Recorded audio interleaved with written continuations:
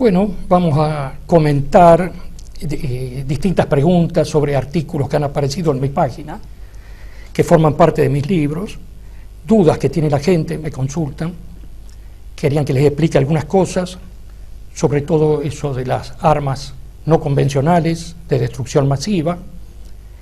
El artículo comenzaba hablando de la deuda externa. Todos los países están endeudados por la usura internacional, por los financistas, por banqueros internacionales, y tienen un objetivo, además de ganar dinero, es la de dominar a los pueblos, esclavizarlos, imponer su voluntad. La gente cree que saliendo de un partido político o de una ideología, pasando a otra, cree que está haciendo grandes cambios, y está totalmente equivocada. Porque las ideologías que están a la venta en el supermercado mundial de ideologías, que están permitidas por el sistema sinárquico internacional, esas ideologías son todas la misma, con distinta apariencia, con distinto ropaje. Vemos muchos países que han pasado del gran liberalismo, con sede ideológica en Chicago, por ejemplo, el gran capitalismo mundial y sus representantes que han elegido, pasan después a un gobierno de izquierda que se dice marxista, o filomarxista, o ligeramente marxista, pero es la misma cosa. Todos siguen pagando la deuda externa, todos apoyan al sistema financiero internacional, porque el sistema financiero usurario internacional es el que los apoya a ellos. Ningún político que diga estas cosas tiene posibilidades, lo anulan, lo quitan, y a la gente que está dormida, que tiene un lavado de cerebro hecho desde que nació.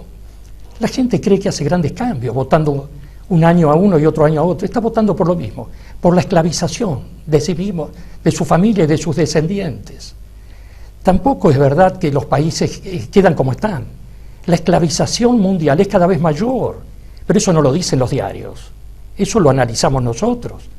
Eso hay que investigarlo, analizarlo en profundidad y ver en qué trampas estamos metidos por estos personeros de los poderes mundiales. El caso del marxismo, por ejemplo. En el siglo XIX la gente creía que era una gran cosa ser marxista, que era un paso adelante hacia el futuro, hacia la libertad. Marx nunca habló mal de los usureros internacionales con sede en Londres. ¿Cómo va a hablar mal de los banqueros londinenses si los banqueros de Londres, de Inglaterra, eran los que lo financiaban a él, los que financiaron la Revolución Rusa? Marx creía y deseaba que la revolución marxista iba a comenzar en Alemania, y no fue así. Pero Rusia dio igual, era un país católico muy grande, que no se prestaba, ni obedecía, ni se ponía de rodillas ante la usura. Había que eliminarlo. Lo mismo Alemania. Estaba llegando a competir en los mares con Inglaterra, en el comercio mundial. Había que eliminarlo. E inventaron 2 guerras mundiales para eliminar a Alemania. Y bastó la falsa revolución libertadora, marxista, comunista, bolchevique, de Rusia, para someter al pueblo ruso a 70 años de esclavitud en esa gran cárcel que se llamó la República Socialista Soviética. Yo no creo que nadie, si le preguntamos, ¿usted va a votar por la gran cárcel cubana, por la gran cárcel bolchevique? No creo que alguien diga, quiero votar eso. Todos quieren ser dictadores, todos quieren ser Fidel Castro o Lenin, pasar a la historia, a vivir como reyes. Pero nadie quiere ser obrero en la Unión Soviética o en Cuba. Y nadie investiga tampoco ni lo dice, cómo vive el pueblo. Si llegan a mediados de mes con la comida, por ejemplo. Lo que han hecho en Rusia, Cuba y en otros países ha sido monstruoso, monstruoso. El marxismo, que fue financiado por los banqueros internacionales, así como fue financiada la Revolución Rusa, los mismos banqueros protegieron a la Unión Soviética contra los nazis en la Segunda Guerra. Los mismos banqueros le dieron la bomba atómica a Rusia. La bomba atómica, los secretos estaban en Estados Unidos. El matrimonio Rosenberg se la pasó a la Unión Soviética. Ellos deciden quién debe tener la bomba atómica o no. quiénes deben ser amos y quiénes deben ser esclavos. De eso trata este capítulo. Hace unos años vi una frase: liberal marxismo, capital marxismo. Está perfecto, no hay diferencia. Miren Venezuela, el país mejor armado de Sudamérica, la primera fuerza armada de Sudamérica. Le sigue Brasil y tercero Chile. Pero Venezuela paga religiosamente la deuda externa a los poderes bancarios internacionales, a los usureros. Fíjense, cuando no estaba el gobierno actual de Venezuela, también pagaban la deuda. ¿El petróleo a dónde va el petróleo venezolano? La mitad se distribuye gratuitamente en países necesitados, pero el 52% está yendo a Estados Unidos. No tienen otro que compre ese tipo de petróleo, esa calidad de petróleo, que no es la calidad del petróleo iraní o saudita. Hacen grandes negocios, pero el pueblo cree que uno está en contra del otro. No, ustedes fíjense que si están pagando la deuda es porque están apoyando ese sistema. La otra vez fui a una conferencia del doctor Adrián Salvucci y le preguntaron: ¿y si no pagamos más la deuda? Y Adrián Salvucci dijo una frase clave: no pagamos la deuda. ¿Y con qué? ¿Con qué Fuerza Armada nos defendemos? Cuando vengan a invadirnos, cuando nos inventen una guerra, cuando nos impongan un gobierno títere que pague la deuda, que se endeude más para poder pagar los intereses, que ya son impagables en este momento. En el caso de Argentina, por ejemplo. Claro, no tenemos armas, no tenemos Fuerza Armada, ahora se está moviendo algo, pero igual estamos lejos de ser Venezuela en cuanto a Fuerzas Armadas, la primera potencia militar de Latinoamérica. O sea, debemos tener armas. ¿De dónde salen las armas? Argentina tenía un pequeño proyecto de bomba atómica en la época de los militares, Galtieri, y después el misil Cóndor, que no pudieron hacerlo, amenazaron con volar toda falda del Carmen, el Cóndor 2, imposible. Tanto el Cóndor 2 de Argentina, la bomba atómica, es carísima. Se entera en todo el mundo que se está fabricando una bomba atómica, empiezan las presiones. Además, en caso de tener una bomba atómica, ¿a dónde la tiran? ¿Con qué la transportan? ¿A dónde? No sirve. No sirve. Inventan lo de la bomba atómica para invadir países, para debilitar países, para presionar. No, nadie le conviene armar ninguna bomba atómica. Hay otras armas terroríficas, la bacteriológica, por ejemplo. Hay una toxina botulímica, la tipo 4, que tiene Estados Unidos y la mostró, la declaró. Puede matar 2.000 millones de personas. Es una amenaza a la humanidad lo que ha hecho. Y no permite que nadie tenga el genoma de esa bacteria, que dice que encontraron en los intestinos de un niño, pero es medio increíble eso. Más probable sería que se lo han inyectado al niño y después dice que tomaron la bacteria de allí. Yo siempre estuve preocupado por estos temas porque sé que el gobierno mundial que se avecina, que está en proyecto, solo un milagro podría evitarlo. Ahora que apareció todo el proyecto ruso, pienso que hay una esperanza de un mundo multipolar y no de un mundo unipolar, de pensamiento único, un gobierno mundial títere de los grandes poderes, porque los presidentes y los que creemos y los banqueros tienen sus amos también, teólogos. Ningún banquero domina el mundo sin permiso del teólogo que tiene arriba. Eso domina el mundo. Los que están por encima de los banqueros y del gran aparato industrial militar. Yo, preocupado por todo esto, pensé que algún día no se va a poder hacer nada. No se va a poder ni tener un revólver en la casa. Todo va a estar controlado. Y empecé, a la edad de 25 años, empecé a investigar armas que sean no convencionales, baratas, invisibles, que nadie se entere y que no necesiten mucha gente. Porque si vamos a estar tan controlados, mejor actuar solo. Esto es un tema que ha salido en Foreign Affairs, en la revista de defensa de Estados Unidos, que posiblemente la guerra en el futuro sea contra hombres solos, atacantes suicidas o no.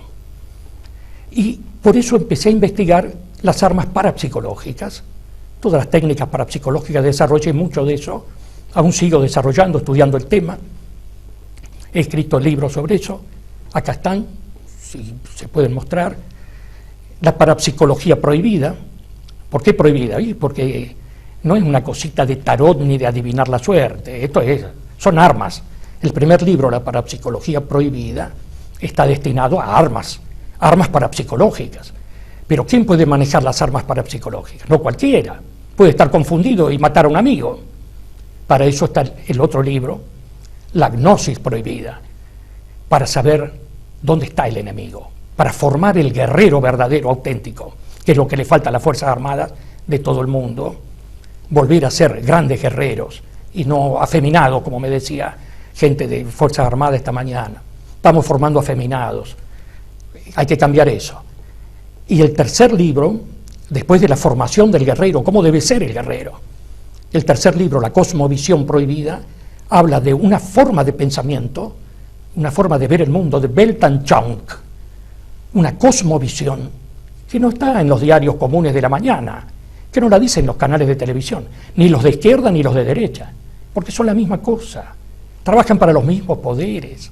En este mundo no hay nada fuera del poderío mundial, está todo controlado. Cuando aparece algo es prohibido. Por eso estos libros terminan con la palabra prohibida, porque los van prohibiendo de un montón de formas, los van haciendo desaparecer. Este conocimiento está condenado a estar en peligro. Intentaron desde hace años desaparecer mis libros de 1000 maneras distintas, o que yo no hable, por ejemplo, y así con muchas cosas.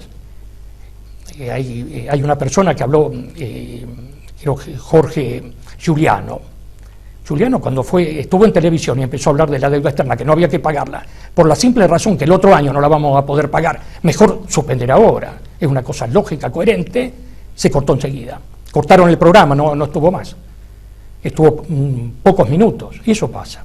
Esta gente que debemos estudiar para ver si hay una verdad allí o algo importante, generalmente está prohibida, no va a televisión. No es para producir lavado de cerebro, para adormecer a las masas. Hay que buscarlos en otros lugares que no sean públicos, donde no esté el enemigo ahí.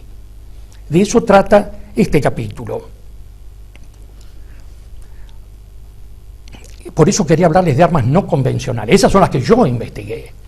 Después está un genio de Argentina, muy superior a mí, que yo no soy genio, pero que tuve la suerte de tenerlo a 1,5 cuadras de mi casa, éramos prácticamente vecinos, nos veíamos en aquel momento de nuestras primeras búsquedas, cuando yo tenía 20 años y él tenía 24.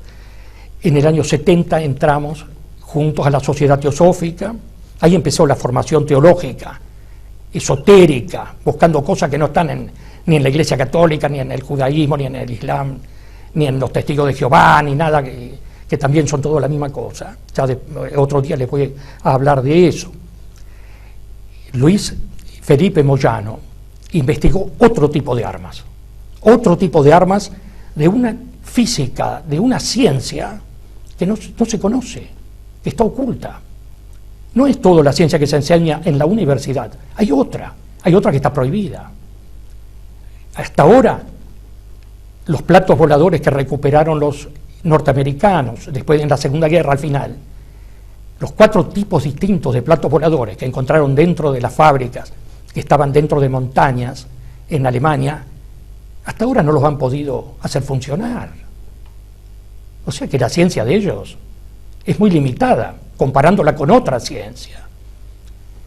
Luis Felipe Moyano decía, donde terminó Riemann, el gran geómetra matemático alemán del siglo XIX, donde terminó Riemann, comencé yo, y donde terminó Lennart, el premio Nobel alemán 1905 de los rayos catódicos, donde terminó Lennart, comencé yo.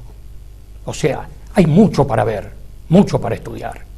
Y de a poco, si ustedes me siguen escribiendo y me piden que les explique, ahora me pidieron que explique este artículo, se llama Guerra futura y armas no convencionales de destrucción masiva. Pero hay mucho para hablar allí, hay mucho cosas para tratar. Los libros de Luis Felipe Moyano los recomiendo también, hablan de la teología, la formación que debe tener el guerrero, y en posteriores escritos de él hablaba de esta ciencia, pero lo entregó en privado. Él decía, esto no debe caer en manos del enemigo. Bueno, hemos hablado ya de las armas que necesitamos. Si alguna vez vienen a querernos pelear aquí a nuestro país, o a robarnos territorio, tenemos que tener armas, tenemos que tener ejército. Hay forma de formar a un guerrero. Y un guerrero va a la muerte por la patria cuando tiene un bagaje teológico en la cabeza, si no nadie va a la muerte por la parte económica o por cosas superficiales. Todos tienen un pensamiento religioso teológico. Eso es lo más profundo de todo, porque toda obra, incluso la sinarquía internacional, tienen una religión, una teología. Por eso yo les decía que por encima de los grandes usureros internacionales que esclavizan a la humanidad, siempre están los teólogos diciéndole esto sí, esto no. Esos son los verdaderos enemigos. Seguimos otro día.